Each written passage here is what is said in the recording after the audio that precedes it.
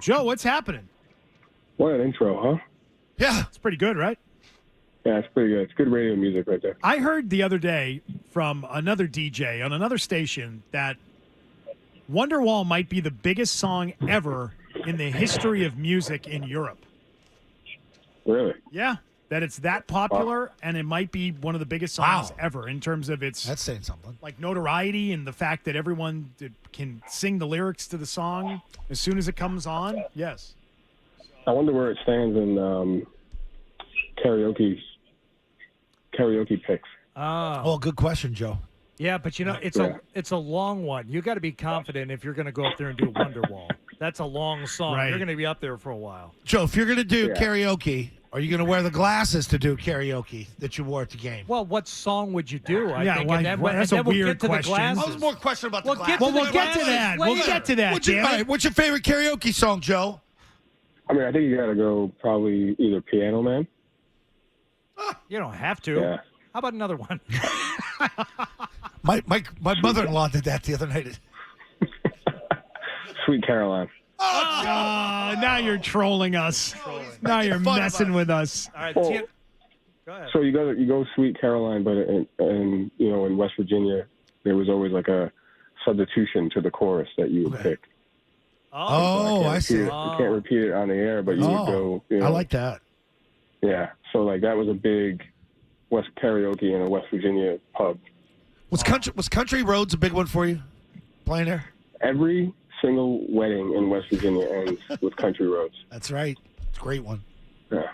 So now I think it is time to talk about the glasses. Are you liking them? How's that going? It's okay. I had a little swelling in my eye, and those ones I kind of wear. I have two pairs. I have a daytime one that I would wear if I'm like looking at a TV screen, and there's a nighttime pair that one that is red. So I was just wearing them to prevent the blurriness and keeping the lights on them. So it's okay. Hopefully it's the last game I gotta wear 'em. Well, I hope everything's okay. We're not going to get into the specifics, but I hope you've consulted a doctor. These aren't just some like online purchase you've made. Hey, swelling in the eye. Try Well, these Hardy glasses. fixes things at home. I know, but I don't want Joe to do that. Have you considered maybe rocking like the original blue blockers? Like the Aviator 1980s. Call the 1-800 number and get your blue blockers. I have not, but that'd be hysterical. But this is the time to do it because you can get away with it right now. You've been wearing the other ones, and now you can pull it off. Exactly.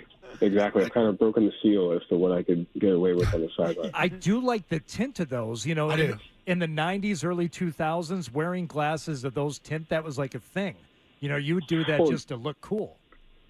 It is interesting because there is a lot of science behind those glasses as far as like what it does for keeping out unhealthy light for your eyes, whether it's during the day or during nighttime. So, which is something that I think I had learned as a coach last year. Is like what are small ways to recover? Since you're in a stadium full of lights late at night, up late hours of the night, and so like what are small procedures you could kind of recover faster and stay fresh. So like those glasses are something that I've kind of bought into throughout the off season. Hey, Joe, serious question. The broadcast talked about Porzingis having a Stein design. It looked much better as the game came around. Is there something going around the team? Is it? Are you able to catch it? Okay. Right. No. There are two different situations, but he's feeling a lot better though. Okay. Not all eye situations. No, if they're like licking each other. I don't know. They're not all contagious. That's what we're saying. Poop particles in the eye, isn't that what they say? Wash your hands after. Hey, this Sixers team not too bad. You're playing tonight. They're 5-1, just like you guys, huh? No, listen. Like first of all, our last loss was a great game. I was really excited to play that game, and I thought it was two really, really good teams. And we've played a couple games already this year that had playoff-like feel and atmosphere. And I'm expecting the same thing tonight. Obviously, any time in the NBA where there's like small change, it breeds kind of a sense of a new identity, sense of togetherness. And since the trade, they're all playing together. They're all kind of have an identity, and they're on the same page and they're connected. So anytime you play a team like that in the NBA, it's dangerous. And then obviously, they have Embiid and Harris and Maxey and their core there. Now that you've had a couple of days to process what happened in the Minnesota game, which, as you said, was a tight game, is there anything you take away from that for the future? whether it be the matchups or it be how you handled late game situations. What did you learn coming out of that game, which, as you said, felt like a playoff game, even if you weren't there, just watching the game, it was incredible. Yeah, we got better at a couple things. There's been late game situations in the past where we've lost because of rebounding. And I thought our defensive rebounding and our defensive intensity was like high level throughout the entire game. I thought that there's 3 possessions where we let our situational awareness down. We gave up a transition 3 to Connolly after a jump ball, and then we gave 2 transition 3s to Edwards, which kind of got them going. And so just the situational awareness and then finishing possessions. And then on the offensive end, it's that fine line of when you have a player like Gobert, do you want to space him or do you want to involve him and get him on the perimeter? And thought we spaced him for some good looks, but I think you do a better job of involving KP, involving the 5, getting him in the action, getting him lifted, and then playing, from there. Yeah, is that the most disturbing part? Not disturbing, but one that bugs you that you're there in overtime. You got the lead by 2 over 3 minutes left, and Porzingis never touched the ball or was around the ball. Now is that because they're defending him differently?